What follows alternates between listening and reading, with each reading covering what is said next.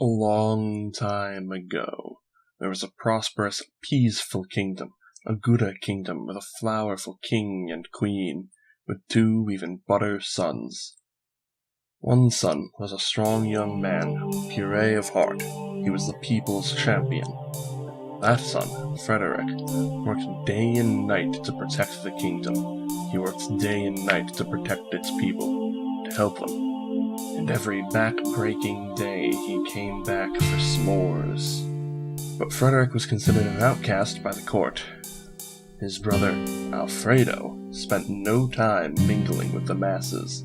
He absolutely did not care about the people under any circumstances. No, Alfredo spent his time appealing to the court, to curry favor with the top brass. To him, the political structure that would support his rise to power was a much bigger deal than the worthless dregs beneath his feet. With his influence so great within the court, Alfredo did his best to shove his brother out onto the cold streets below.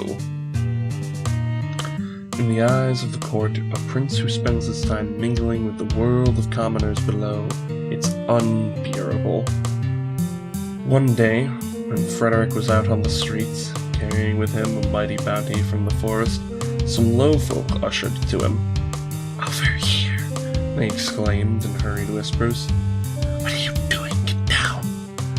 They exclaimed once more, their faces contorted with a sad type of pain. Frederick got low to the ground and dashed into an alleyway where the lower caste had led him.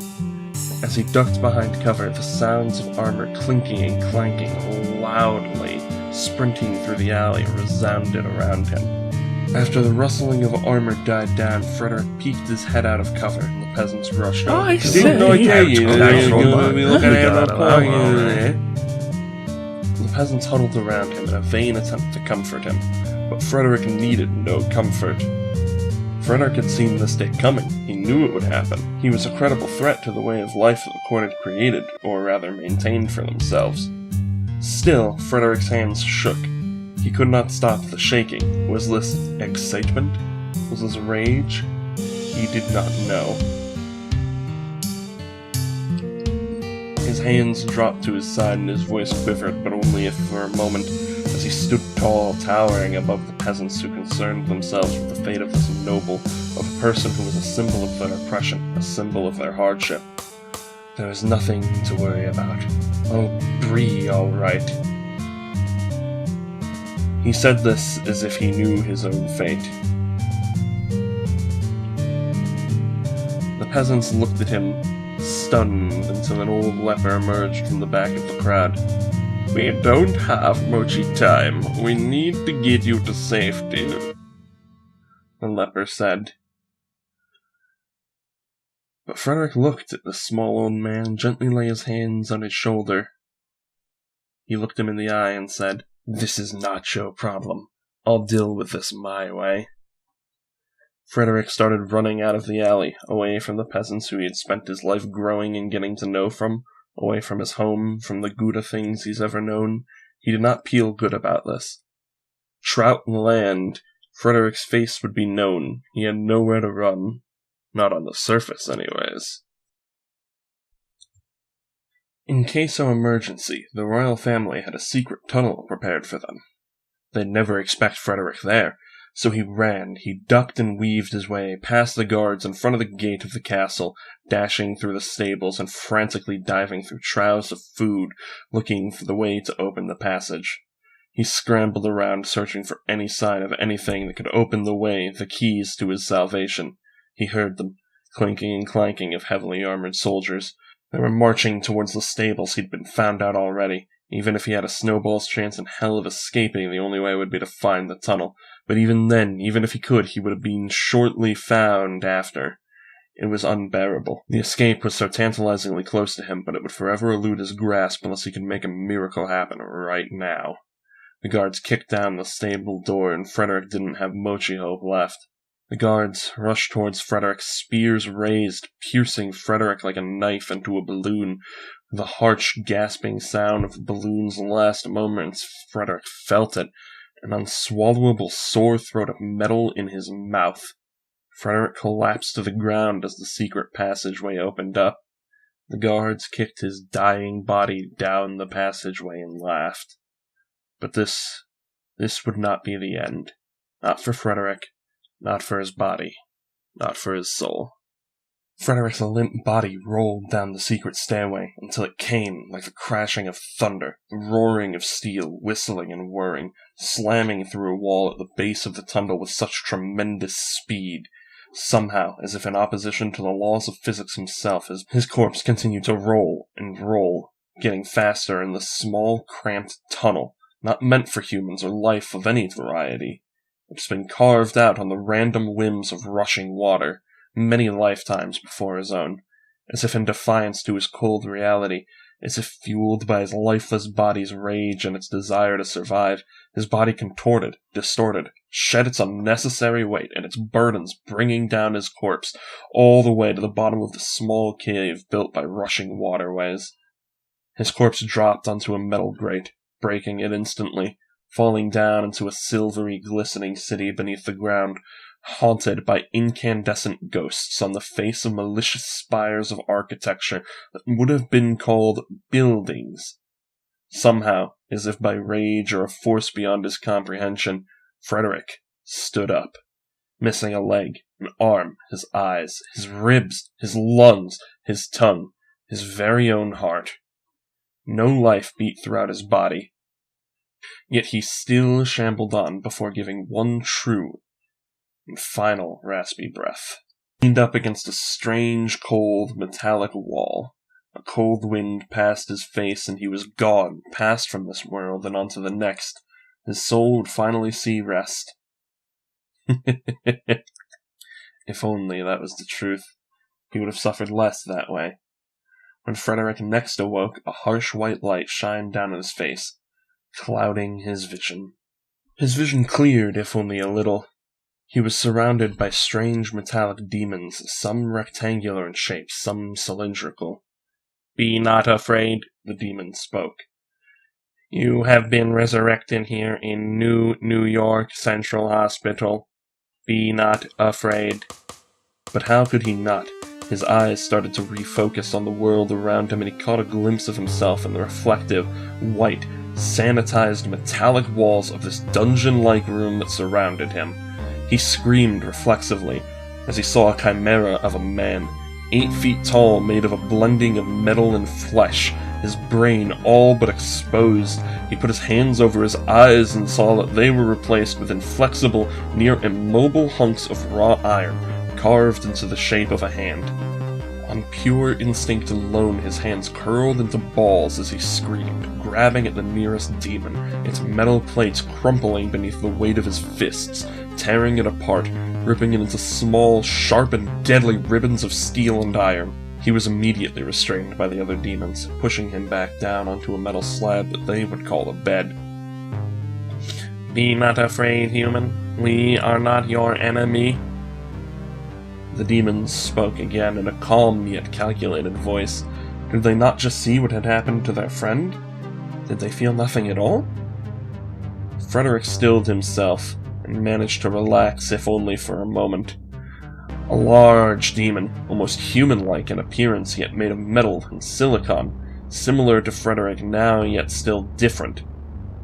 The demon lacked a face like Frederick's, and in place of a chiseled jawline and an immaculately crafted, detailed chin, was simply a silicon jaw. Where Frederick's sunken cheekbones should have been on this demon, there was a lump of silicon, approximating cheeks. Frederick's large, dark nose, his piercing blue eyes, every shred of his humanity that he had grown to know and recognize in other people, was missing from this creature's facsimile of a face. "What am I doing here? I do not belong in this place," Frederick murmured to himself. The leader of the demons reached out a claw-like hand and extended it towards Frederick. Response: "You have been brought back to life from the brink of death and turned into a war machine to stand against the angels." Frederick looked in awe for a moment and gripped the claw. I... What? Response: "Hell has run out of room. As a result, organics across the planet have been purged.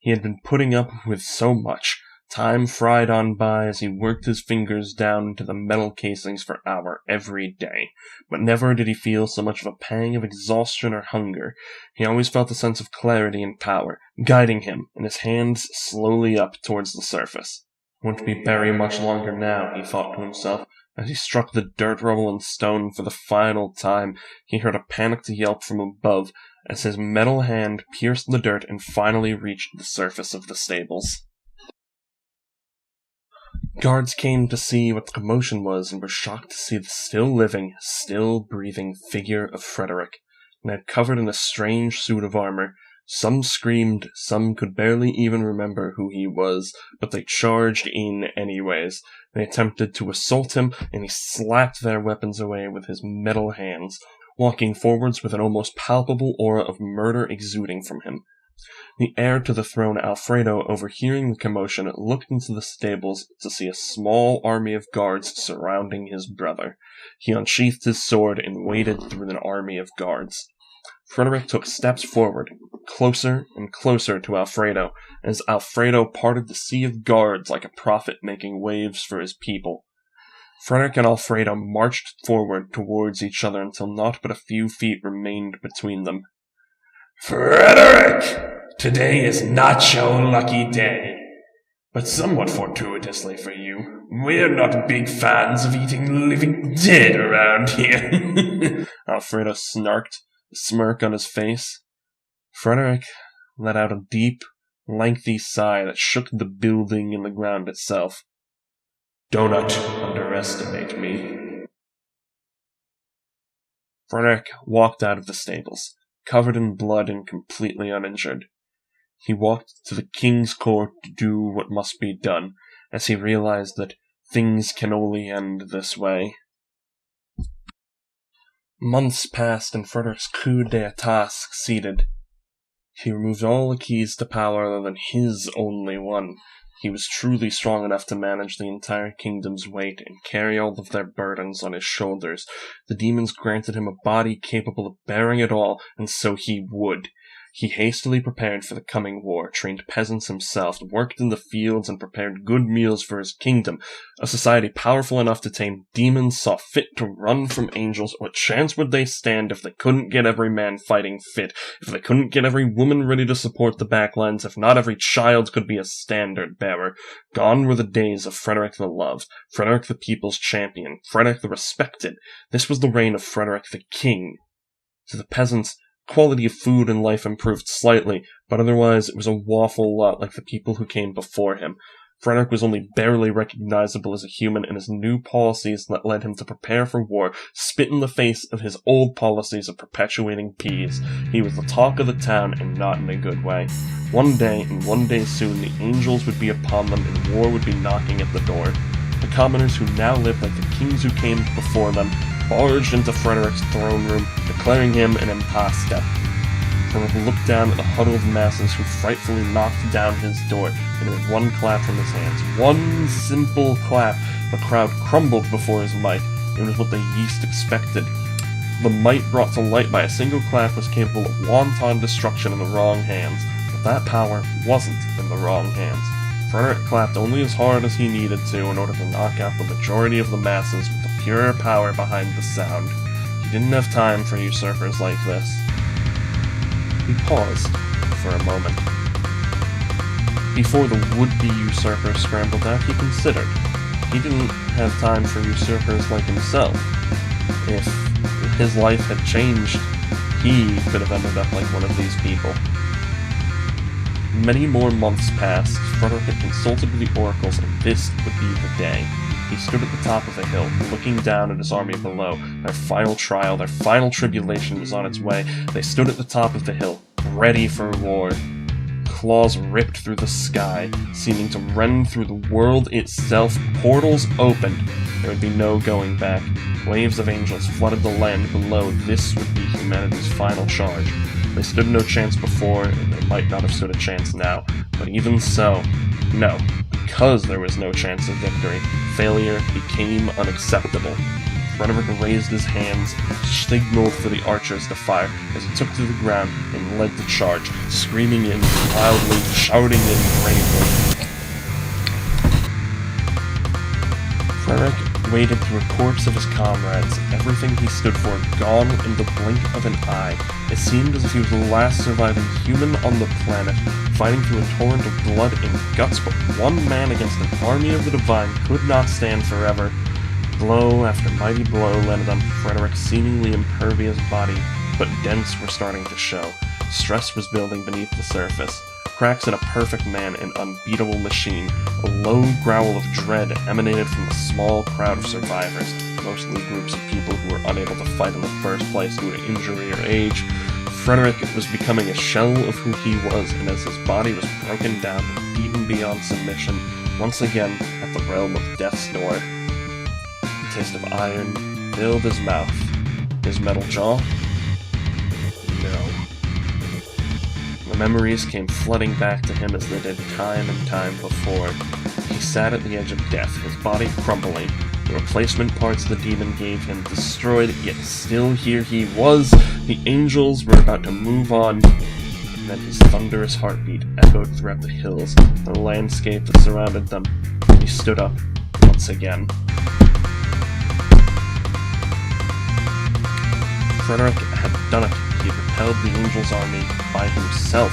This fight was finally and truly over, yet still he grabbed a cart from one of the dead standard bearers and started loading up bodies. He piled them as high as he could, and returned back to the town that he worked so hard to build to be prepared for this day. And he went back to the battlefield and gathered more corpses. He did this for 7 days and 6 nights, until finally the battlefield was clear of corpses. Frederick collapsed onto his throne, a tired, exhausted, broken man, and spoke to his few surviving subjects. I tried to tell you how I felt. I tried to make you understand. But now you know. I'm never gonna give you up. Never gonna let you down. Never run around or desert you.